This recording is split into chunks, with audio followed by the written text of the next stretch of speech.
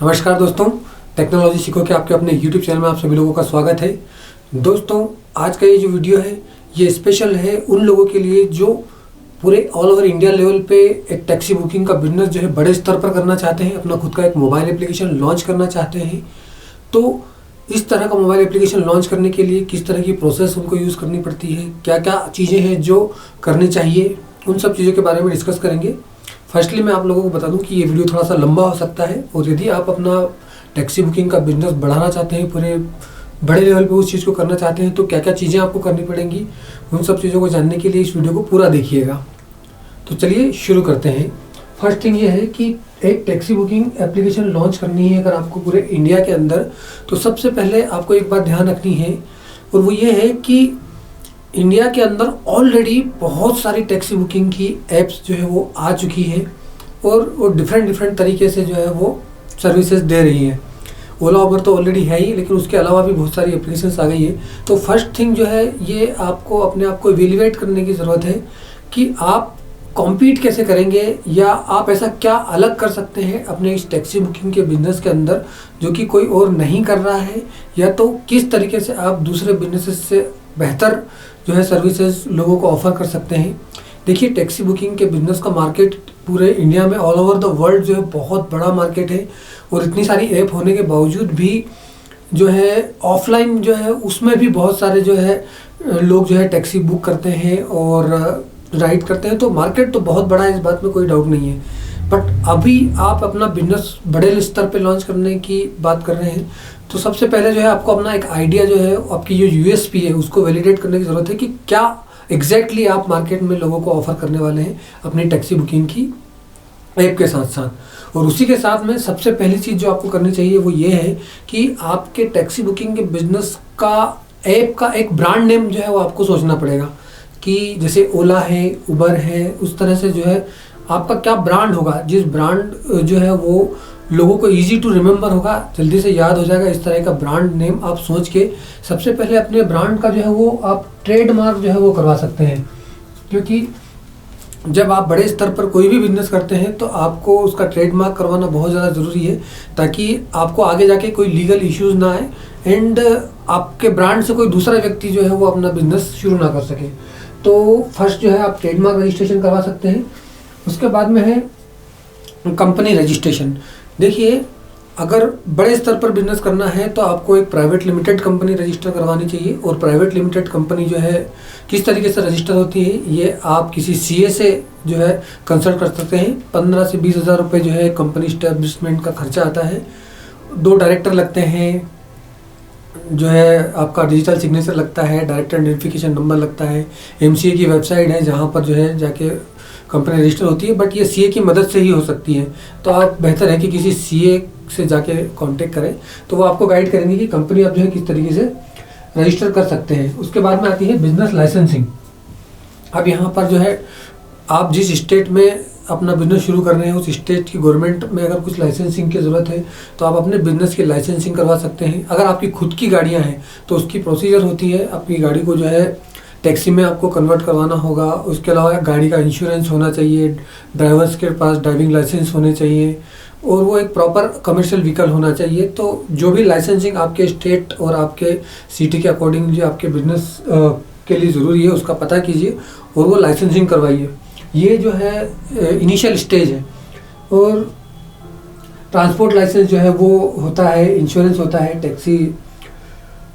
उसके अलावा जो है आपकी पूरे बड़ा बिजनेस जब आप करने जा रहे हैं तो एक मतलब स्टार्टिंग में हो सकता है कि आप छोटी मोटी किसी लीगल जो है कंपनी या लीगल जो आपकी टीम है उसको थोड़ा सा आप जो है हायर कर सकते हैं कि वो आपको गाइड करेंगे। आपकी प्राइवेसी पॉलिसी और टर्म्स एंड कंडीशंस जो है वो आपको डिसाइड करनी पड़ेगी आपके मोबाइल एप्लीकेशन और वेबसाइट के लिए, कि जब लोग आपके यहाँ पर आएंगे तो क्या टर्म्स कंडीशंस रहेंगी और क्या प्राइवेसी पॉलिसी आपकी रहेंगी। डेटा सिक्योरिटी जो है, क्योंकि इसमें लोग आप उनका डेटा आपके साथ में शेयर कर रहे हैं तो उनका डेटा जो है सिक्योर आप किस तरीके से करेंगे, ये सारी चीज़ें जो है आपको टेक्निकल टीम के साथ में भी डिस्कस करनी पड़ेगी, प्लस जो है अपनी लीगल टीम के साथ में भी डिस्कस करनी पड़ेगी।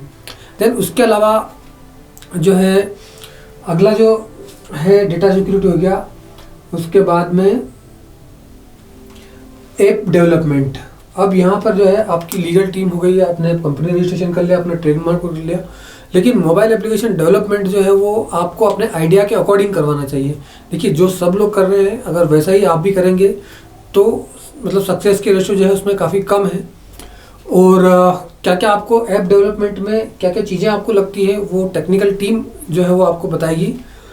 और मोबाइल एप्लीकेशन डेवलपमेंट जब आप करते हैं तो इसके अंदर ऐप डेवलपमेंट का खर्चा तो जो है वो आता ही है।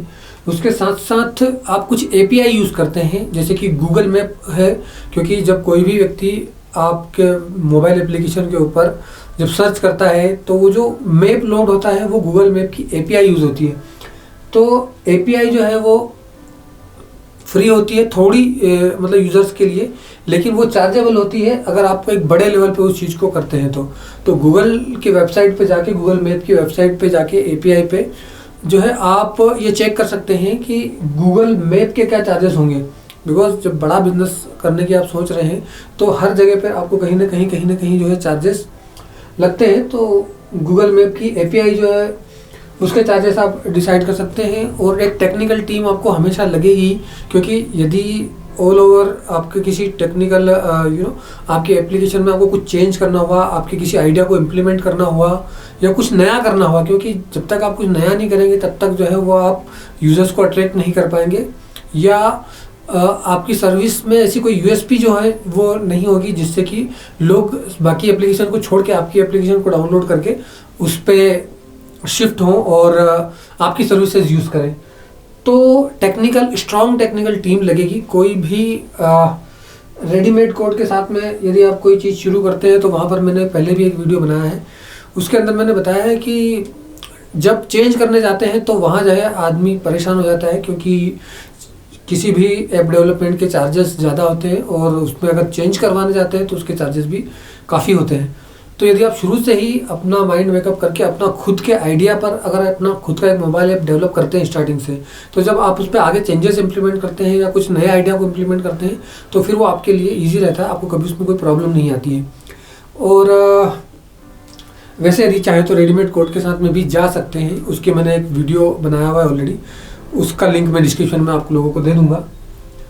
उसके बाद में जो है जब आपका ऐप डेवलप हो जाता है तो फिर आपके एप्लीकेशन की टेस्टिंग आपको करनी पड़ेगी कुछ समय के लिए। पहले आपके कुछ लोगों के ग्रुप्स में एप्लीकेशन डाउनलोड करनी पड़ेगी, उसको टेस्ट करनी पड़ेगी कि सारी फंक्शन जो है प्रॉपर चल रहे हैं कि नहीं चल रहे हैं, सारी चीज़ें आपको देखनी पड़ेगी। और जब आप पूरे तरह से संतुष्ट हो जाएंगे तब आप उस ऐप को जो है प्ले स्टोर के ऊपर लॉन्च करेंगे। तो डेवलपमेंट के बाद में टेस्टिंग के बाद में लॉन्चिंग, और उसके बाद में जो है मार्केटिंग आती है। अब आपने इतना सारा जो है सारी चीज़ें कर ली, और सारी चीज़ें करने के बाद में आपने अपना ऐप भी लॉन्च कर दिया, लेकिन अब वो एप्लीकेशन लोगों तक जाएगा कैसे, किस तरह की आपकी एडवर्टीजमेंट स्ट्रेटजी होगी। क्योंकि जिस तरह से आप ऐड करेंगे, किस तरीके से मार्केट में अपने ऐप को प्रेजेंट करेंगे, उसके अलावा गूगल ऐड जो है उसमें भी आपको एक तरीके से महारत हासिल होनी चाहिए, या फिर आपके पास में ऐसी टीम होनी चाहिए जो ये सब चीज़ें आप लोगों के लिए कर सकें। तो दोस्तों की उम्मीद है कि आप लोगों को जो है मैं समझाने में कामयाब हो पाया हूँ कि एक टैक्सी बुकिंग का बिजनेस प्रॉपर तरीके से इंडिया में लॉन्च करने के लिए क्या क्या चीज़ें आपको लगती है और किस तरीके से आपको प्लानिंग करनी चाहिए। और इसके अलावा एक और चीज़ है कि आपका ऑफिस जो है वो आपको लगेगा, उसके बाद में कुछ लोग आपको काम करने वाले लगेंगे। तो मैं हमेशा कहता हूँ कि यदि आप जो है प्रॉपर तरीके से एक बिज़नेस को शुरू करने की कोशिश कर रहे हैं तो पहले आपके पास में कुछ फंडिंग जो है वो होनी चाहिए। क्योंकि अगर एक ऑल ओवर इंडिया में आप कोई बिज़नेस लॉन्च करने की कोशिश कर रहे हैं तो आपके पास फाइनेंशियल बैकअप्स होने ही चाहिए, इतना ही होने चाहिए कि आपका काम बीच में रुके नहीं। और यहाँ पर मैंने देखा है कि बहुत सारे लोग जो है अपना काम तो शुरू कर देते हैं थोड़े बहुत लिमिटेड बजट के साथ में, लेकिन जैसे उनको कोई परेशानी आती है या कोई जैसे रुकावट आती है तो वो लोग रुक जाते हैं, क्योंकि फ़ंड उनके पास में उतना होता नहीं है और वो एक कोशिश करके ही बैठ जाते हैं।